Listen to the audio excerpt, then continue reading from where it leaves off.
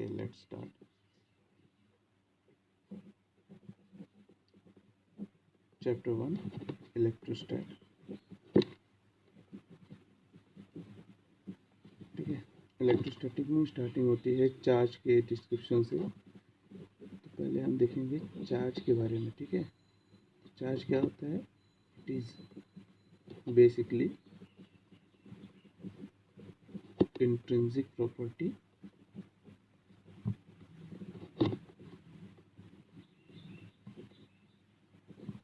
Of a particle. ठीक है,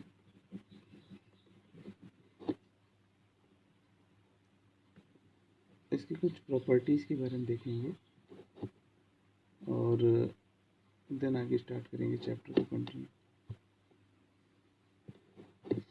okay, तो चार्जेस जो होते हैं आर टू टाइप, एक पॉजिटिव और एक नेगेटिव। ठीक है, पॉजिटिव एंड नेगेटिव। बात करेंगे पॉजिटिव की, तो एग्जांपल के तौर पे आप समझ सकते हो प्रोटॉन, पॉजिट्रॉन एक्सेट्रा, राइट। और नेगेटिव की बात करोगे तो इलेक्ट्रॉन। ठीक है, मैग्नीट्यूड ऑफ चार्ज होता है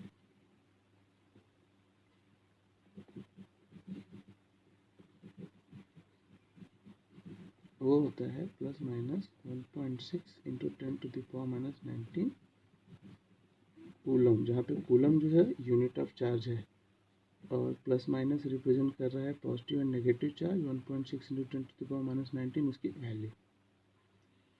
ठीक है, चार्ज से रिलेटेड कुछ प्रॉपर्टी है जिसके बारे में हम डिस्कस करेंगे, क्योंकि इसी प्रॉपर्टी के बेसिस पर हम इस चैप्टर के बाकी कॉन्सेप्ट को समझेंगे। ठीक है, तो प्रॉपर्टीज। पहला,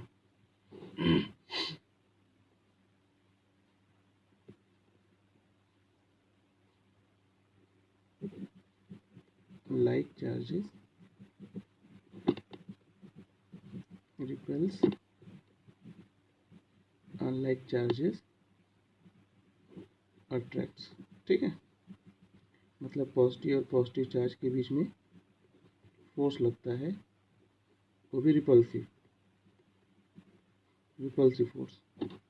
सिमिलरली नेगेटिव और नेगेटिव के बीच में भी रिपल्सन। पर अगर बात करेंगे एक पॉजिटिव और एक नेगेटिव चार्ज की, तो ये एक दूसरे को खींचते हैं। ठीक है, पॉजिटिव नेगेटिव चार्ज एक दूसरे को अट्रैक्ट करते हैं। ये प्रॉपर्टी नंबर 1। प्रॉपर्टी नंबर 2, यहाँ हम बस उन्हीं पॉइंट्स को डिस्कस करेंगे जो इम्पोर्टेंट है और जिसका हमको आगे यूज़ करना है। प्रॉपर्टी नंबर 2,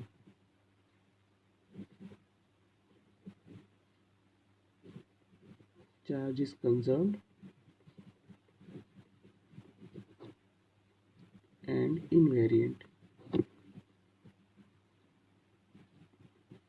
अच्छा, कंजर्वेशन का मतलब ये हुआ कि जैसे कोई सिस्टम है, जैसे मान लिया कि मैं एक मेटल ए है और एक मेटल बी है। ड्यू टू फ्रिक्शन या किसी अदर प्रोसेस से अगर ए से इलेक्ट्रॉन निकलकर बी पे जा रहे हैं, तो रिजल्टेंट क्या होगा? ए बिकम पॉजिटिव चार्ज और बी बिकम नेगेटिवली चार्ज। क्यों? क्योंकि बी पर एक्स्ट्रा इलेक्ट्रॉन आ गए, ए पर से एक्स्ट्रा इलेक्ट्रॉन चले गए। ए के इलेक्ट्रॉन्स चले गए, बी पर एक्स्ट्रा इलेक्ट्रॉन आ गए। अब सोचो कि शुरू में भी ए के ऊपर कोई चार्ज नहीं था, शुरू में भी बी के ऊपर कोई चार्ज नहीं था। ठीक है, और क्या हुआ?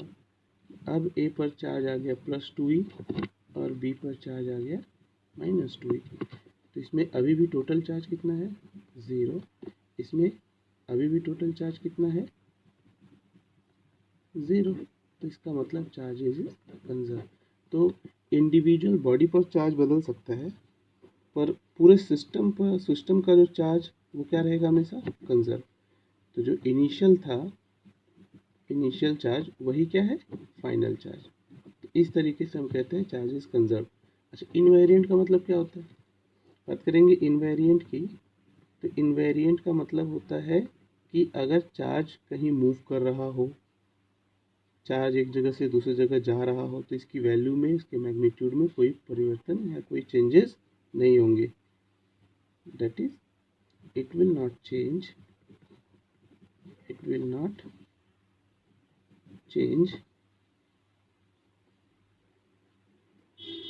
if it is moved from one place to other, right? Okay, next देखा जाए तो प्रॉपर्टी नंबर 3, चार्जेस जो होते हैं, चार्जेस आर स्केलर क्वांटिटी, ठीक है। Its unit is Coulomb. एक और यूनिट होती है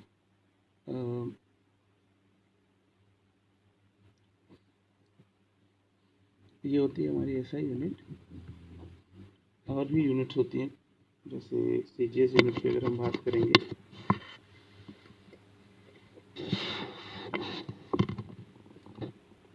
तो वो होती है, सीजीएस की अगर हम बात करेंगे तो होता है ईएसयू, इलेक्ट्रोस्टैटिक यूनिट, ठीक है। इलेक्ट्रोस्टैटिक यूनिट होती है, वो सीजीएस यूनिट होती है। ओके, 1 कूलम जो होता है वो होता है 1/9 इंटू 10⁻10 ESU, ठीक है। अच्छा, बात करेंगे आगे प्रॉपर्टी नंबर 4 की, तो वो होता है quantization of charge,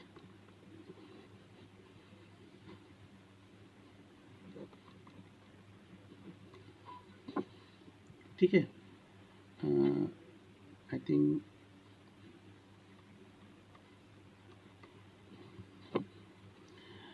quantization of charge की अगर हम बात करें तो क्वांटाइजेशन ऑफ चार्ज क्या बोलता है कि in any matter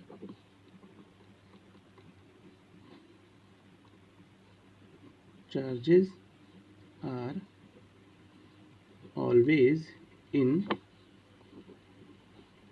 discrete number, या ऐसे बोल सकते हो कि चार्जेस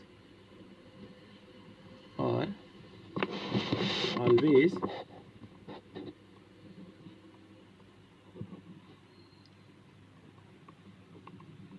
इंटीजर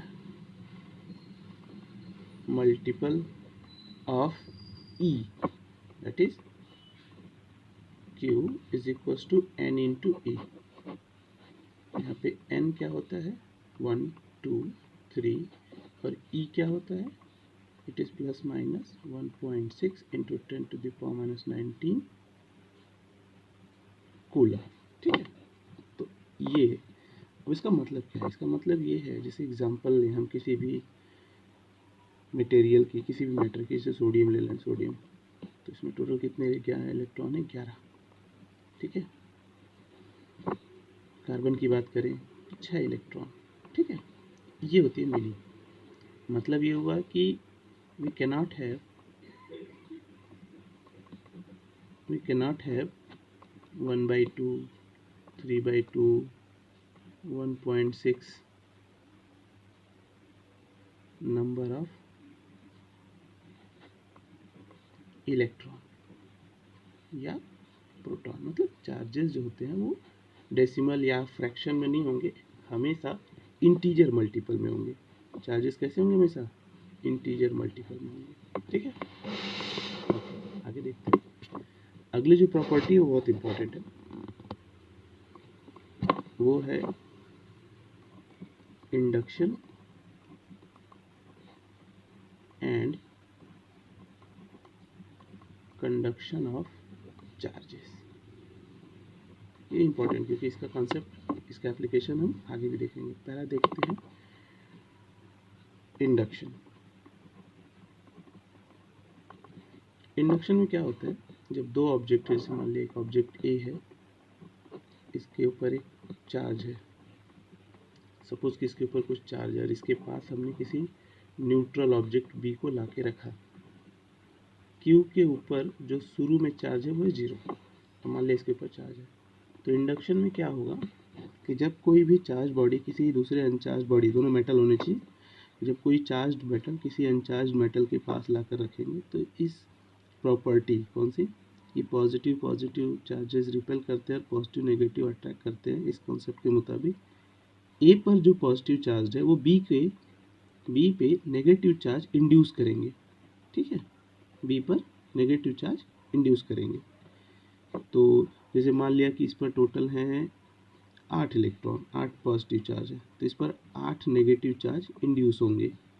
और सिमिलरली जिस जगह से ये नेगेटिव इलेक्ट्रॉन्स शिफ्ट होकर यहाँ आए होंगे इस मेटल बी में, चूँकि मेटल है इसमें फ्री इलेक्ट्रॉन अवेलेबल होंगे, तो due to induction free electrons के सरफेस पर आ जाएंगे। जहाँ जहाँ से फ्री इलेक्ट्रॉन आएंगे वहाँ पॉजिटिव चार्ज आएगा, उनको ये पॉजिटिव चार्ज रिपेल करेगा। तो पॉजिटिव चार्ज जो होगा बाय कंसिक्वेंस इसी मेटल के इस अपोजिट फेस पर और इक्वल नंबर में +8e शिफ्ट होगा। तो यहाँ पर अगर हम देखें तो शुरू में बी के ऊपर कोई चार्ज नहीं था, बाद में भी अगर हम बी पर चार्जेस की बात करें तो +8 और -8 टोटल क्या है 0 है। इससे ये समझ में आता है कि चार्ज कंजर्व है, ये प्रॉपर्टी वॉयलेट नहीं होती है। और साथ ही साथ एक नया कॉन्सेप्ट देखने को मिलता है कि अगर किसी चार्ज बॉडी को किसी अनचार्ज बॉडी के पास लाएंगे